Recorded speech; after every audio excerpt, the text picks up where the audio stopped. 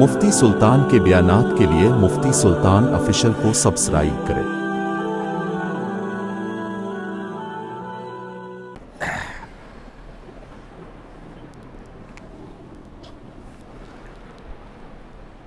السلام علیکم ورحمۃ اللہ وبرکاتہ۔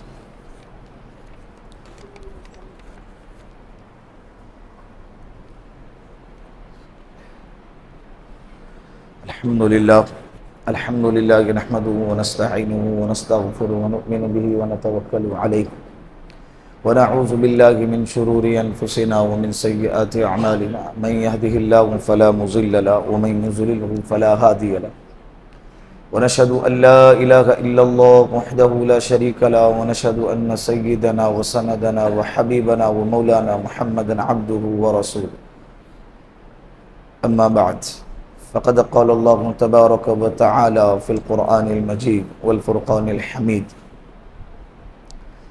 فأعوذ بالله من الشيطان الرجيم بسم الله الرحمن الرحيم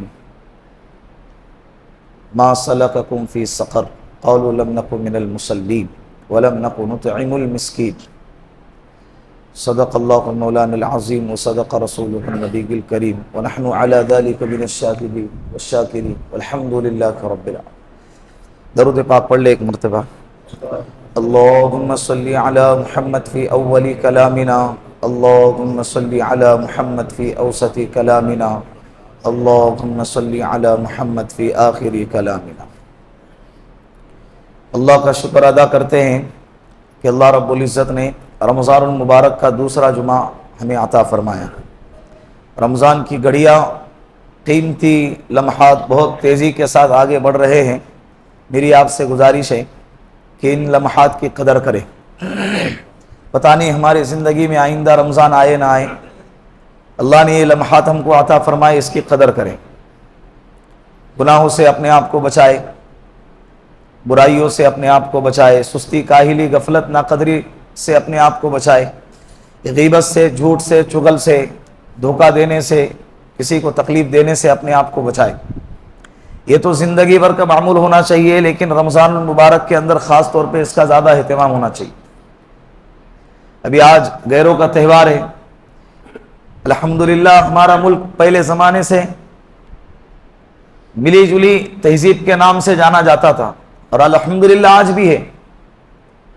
زیادہ تر فیصد لوگ آج بھی ایسے ہیں جو انسانیت پسند ہے۔ تو آج جمعہ کا دن ہے، مجمع زیادہ ہوتا ہے۔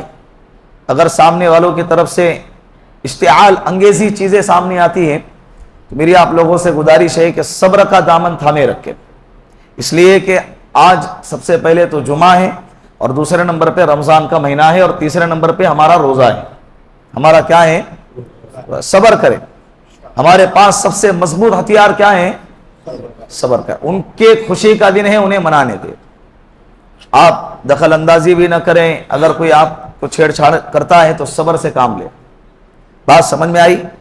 ایک، آپ صلی اللہ علیہ وسلم رمضان المبارک میں دو چیزوں کی کثرت کرتے تھے۔ نمبر ایک قرآن کریم کی تلاوت۔ حضرت جبرائیل علیہ السلام کو روزانہ رمضان المبارک میں آپ صلی اللہ علیہ وسلم دور سناتے تھے قرآن کا۔ حضرت جبرائیل علیہ السلام بھی آپ کو سناتے تھے، اور آپ بھی حضرت جبرائیل علیہ السلام کو سناتے تھے۔ کثرت سے تلاوت کا مہینہ ہے رمضان المبارک۔ یہ ماہ رمضان ماہ قرآن ہے۔ دوسرے نمبر پر کثرت سے مسکینوں کو، غریبوں کو کھانا کھلاتے تھے۔ یہ کھانا کھلانے کا مہینہ ہے، لوگوں پر اپنے مال کو لٹانے کا مہینہ ہے۔ قرآن کریم میں آپ اس کو معمولی سمجھیں گے، قرآن کریم میں جہنمیوں سے جب پوچھا گیا کہ ما سلککم فی سقر، تمہیں جہنم میں کس چیز نے ڈالا ہے، تو وہ یہ جواب دیں گے کہ قالوا لم نکو من المصلین ولم نکو نطعم المسکین، کہ ہم نماز نہیں پڑھتے تھے اور مسکین کو کھانا نہیں کھلاتے۔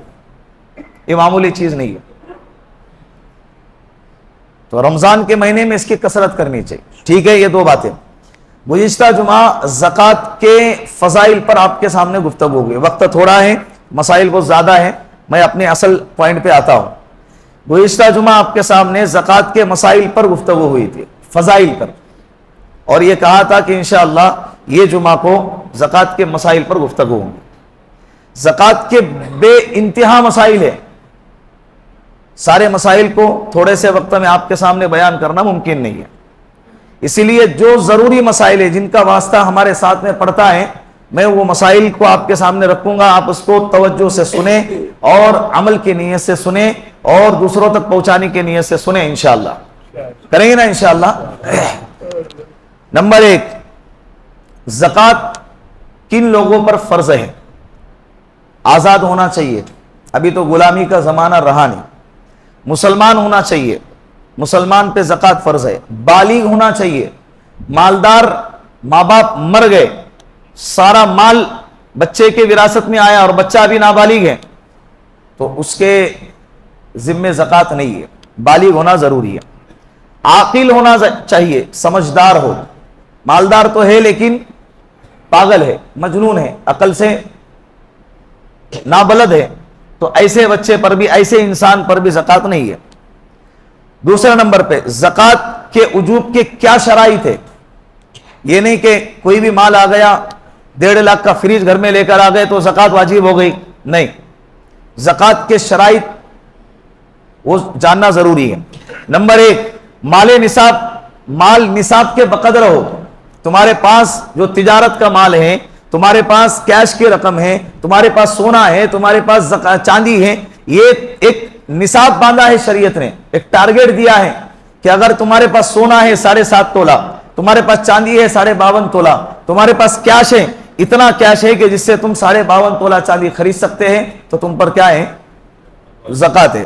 سونا، چاندی، کیش، اس کے علاوہ چوتھے نمبر پر بزنس کا مال، کسی کے کپڑے کی تجارت ہے، کسی کی چپل کی تجارت ہے، کسی کی موبائل کی تجارت ہے، تو اگر ایسی تجارت ہے تو جو مال لایا ہے اس مال پر بھی کیا ہوں گی؟ زکوٰۃ ہوں گی۔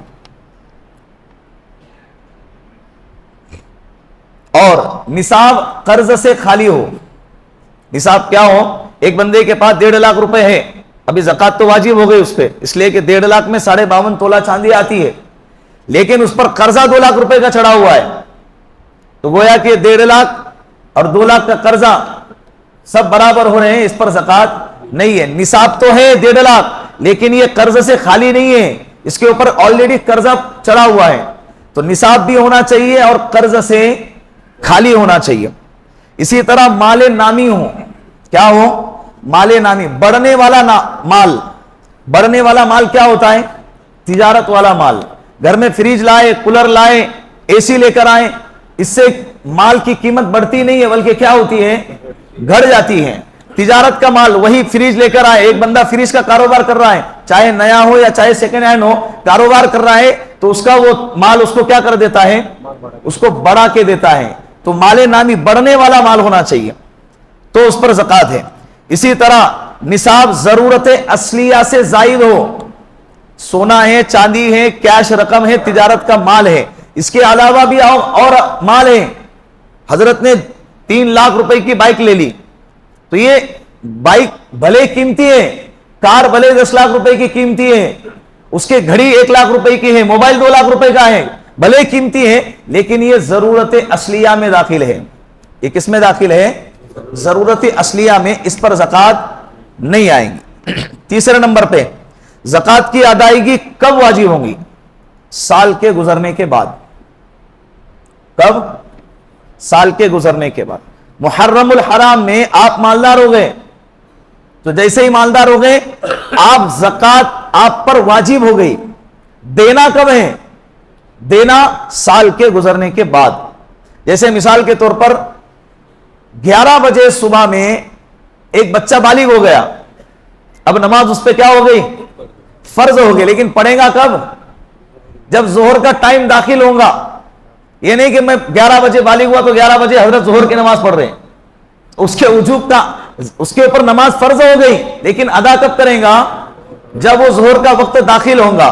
محرم الحرام میں مالدار ہو گیا، یہ ادا کب کریں گا؟ 1 سال کے گزرنے کے بعد۔ اور یہ تاریخ کا اعتبار قمری سال کا ہونا چاہیے، شمسی سال کا نہیں، جنوری فروری کا نہیں، محرم الحرام صفر ربیع الاول وہ والے تاریخ کا۔ رمضان المبارک کے اندر زکوٰۃ کا نکالنا ضروری نہیں ہے، اگر کسی کا سال محرم میں ہو رہا ہے، کسی کا سفر میں ربیع الاول میں ہو رہا ہے تو وہ تب زکوٰۃ نکالے گا۔ بعض لوگوں کا مزاج زکوٰۃ اس کے اوپر ادائیگی 3 مہینے پہلے ہو چکی ہے واجب، اور وہ 3 مہینے کے بعد رمضان کے انتظار میں بیٹھا رہا۔ بات سمجھ میں آ رہی ہے؟ ہاں، یہ الگ بات ہے کہ اگر کسی بندے کی رمضان کے 2 مہینے کے بعد زکوٰۃ واجب ہو رہی ہے ادائیگی، لیکن وہ 2 مہینے پہلے ہی رمضان کے اندر زیادہ ثواب کمانے کے لیے اگر ادا کرتا ہے تو یہ ادا کرنا جائز ہے۔ اس کو کیا کہتے ہیں؟ ایڈوانس میں زکوٰۃ دینا۔ کیا کہتے ہیں؟ ایڈوانس، پیشگی زکوٰۃ کی ادائیگی۔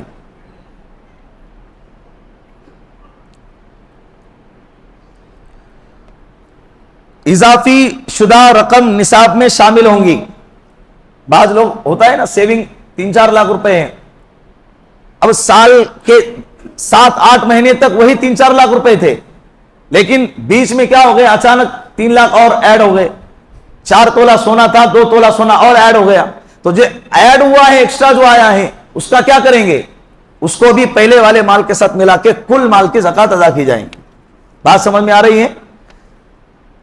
5ویں نمبر پہ زکوٰۃ میں قمری سال کا اعتبار ہوگا۔ 6 نمبر پہ اگر سونے کے ساتھ روپے بھی کیش رقم بھی ہو، کسی کے پاس 2 تولہ سونا ہے، ابھی 2 تولہ سونا اس کی جو کیٹیگری ہے 7.5 تولہ سونے کی اس تک تو نہیں پہنچ رہا، لیکن اس کے پاس مان لو 50,000 روپے کیش رقم ہے، تو یہ 2 تولہ سونا اور یہ 50,000 کیش رقم، 1,60,000 روپے کا سونا ہے آج کے زمانے میں 2 تولہ اور 50,000، یہ ملائے تو 2,10,000 ہوتے، اور یہ 2,10,000 روپے 52.5 تولہ چاندی اتنے رقم میں آتی یا نہیں آتی؟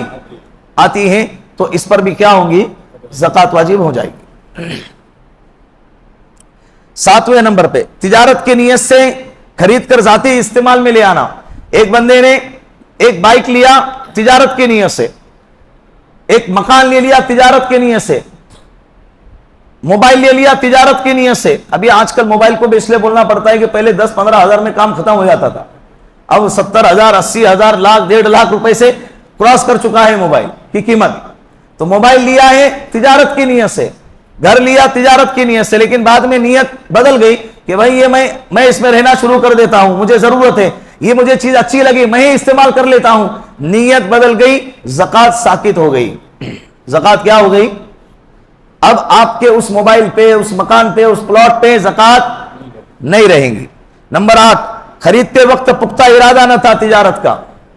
بعض دفعہ ہوتا ہے نا ایسا، لیتے وقت میں لے لیا بھائی، کوئی ایسا ارادہ نہیں تھا کہ اس کو بیچوں گا یا میں استعمال کروں گا، بس ایسا تھا کہ اگر اچھی قیمت آئے تو بیچوں گا، نہیں تو میں رکھ لوں گا۔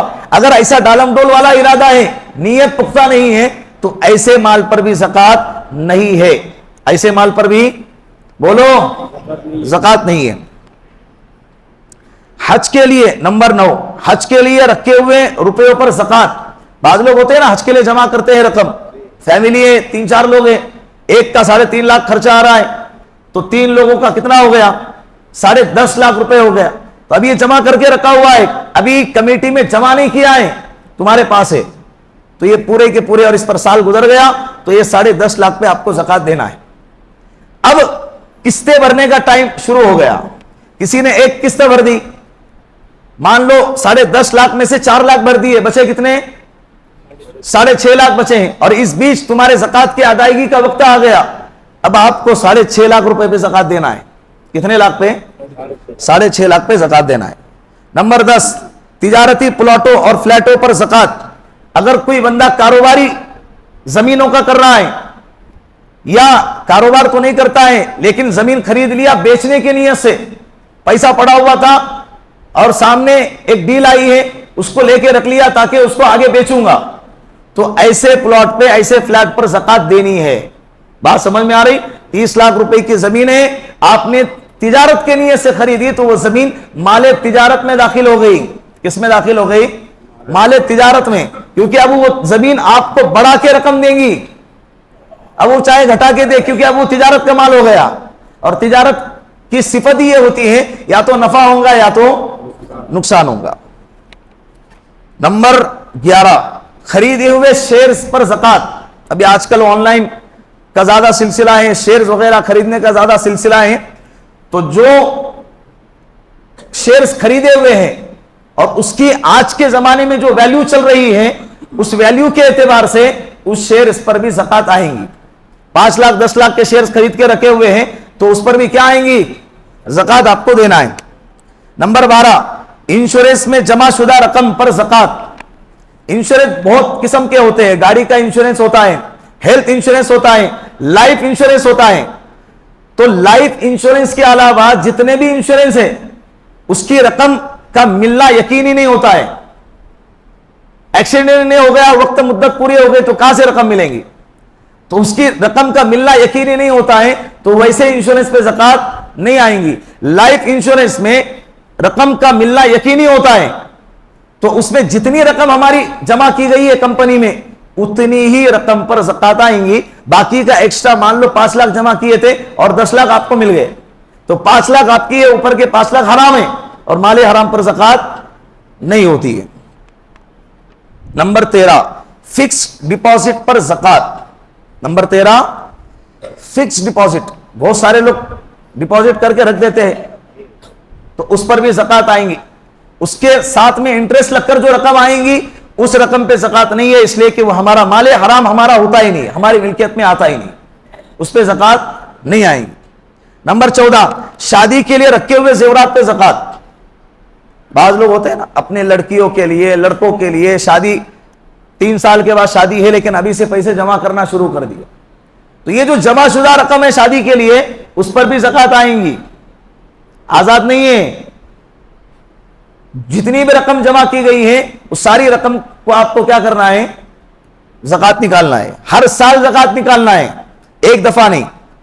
نمبر 15, مکان بنانے کے لیے جمع کردہ رقم پر زکات. بعض لوگ گھر بنانے کے لیے بھی پیسے جمع کر کے رکھتے ہیں, چاہے گھر میں رکھو یا چاہے بینک کے اندر جمع کر کے رکھو, گھر کے ارادے سے یا شادی کے ارادے سے یا حج کے ارادے سے, جو بھی ارادہ آپ کا ہو, مال اگر جمع کیا ہے اور اس پر سال گزر گیا تو آپ کو اس مال پر کیا دینی ہے, زکات دینی ہے.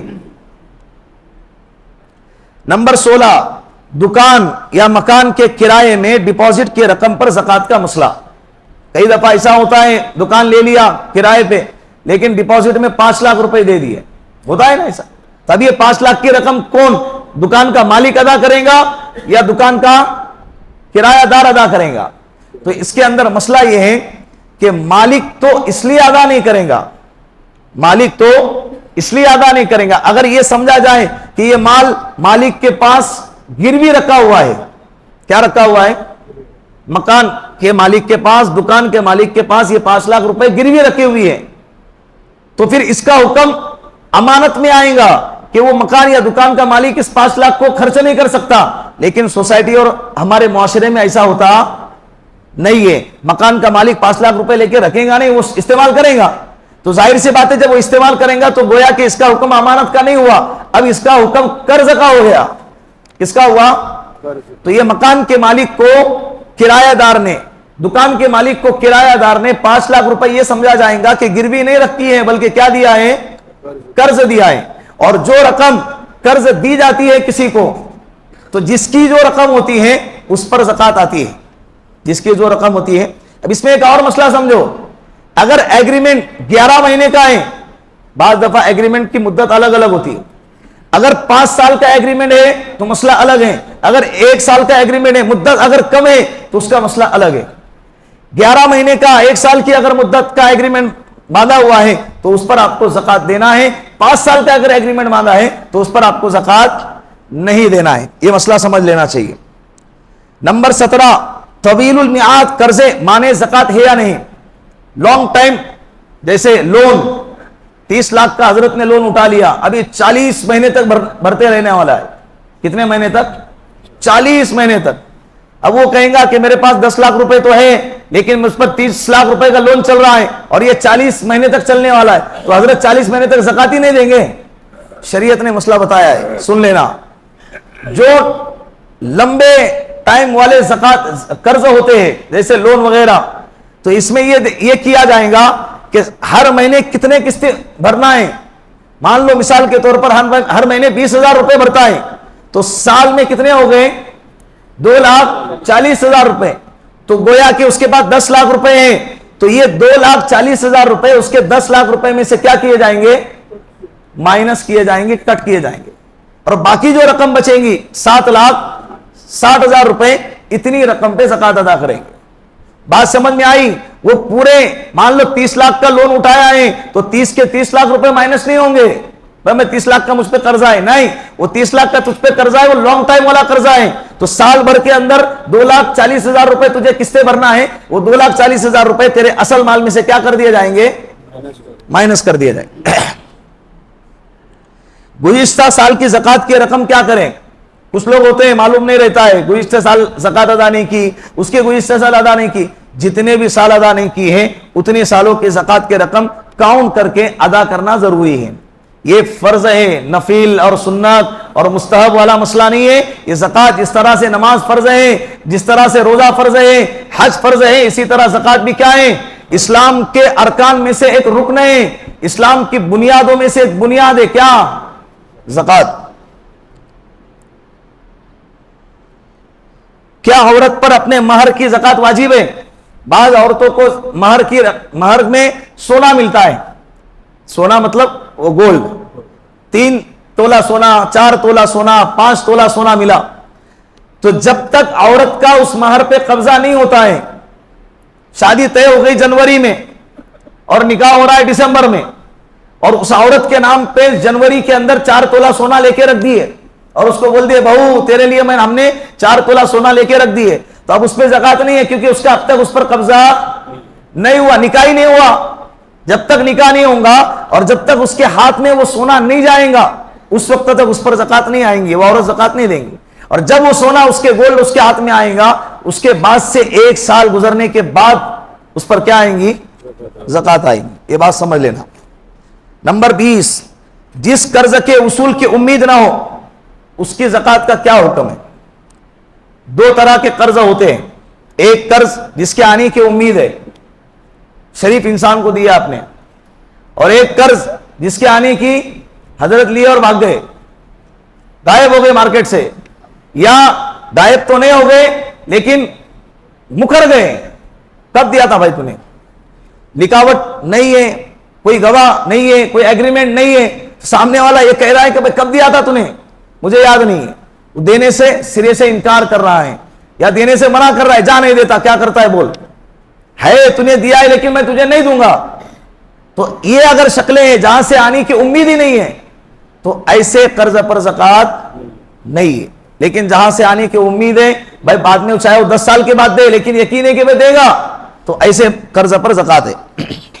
نمبر 21, پرائیویٹ فنڈ پر بھی زکات ہے یا نہیں؟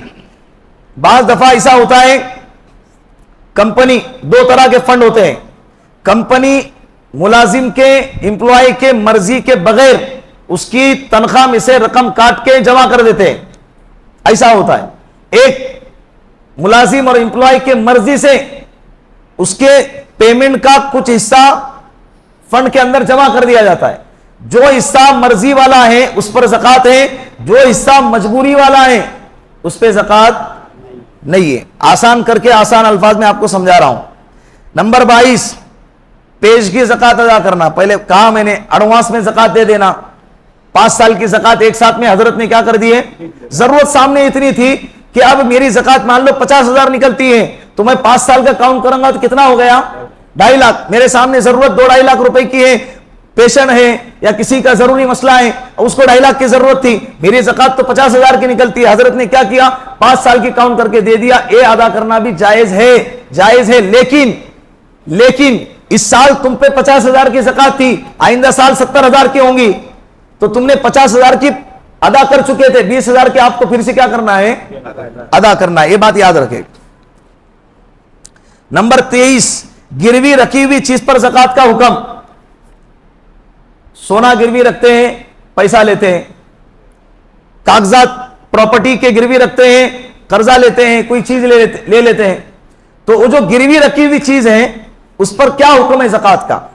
تو اس کا حکم یہ ہے کہ جس کے پاس گروی رکھی ہے نہ وہ اس کی زکات دے گا, اور جس کی وہ چیز رکھی ہوئی ہے نہ وہ زکات ادا کرے گا. کیوں؟ اس کی وجہ یہ ہے کہ جس کے پاس گروی رکھی ہے وہ اس کا مالک نہیں ہے.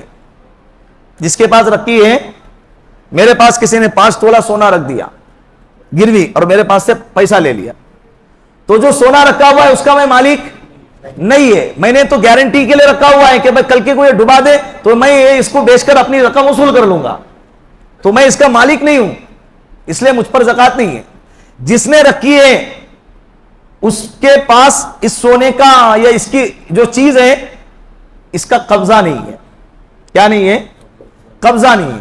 تو قبضہ اور ملکیت دونوں نہ رہنے کی وجہ سے جس کا مال ہے اس پر بھی زکات نہیں اور جس کے پاس رکھا گیا ہے اس پر بھی زکات نہیں ہے.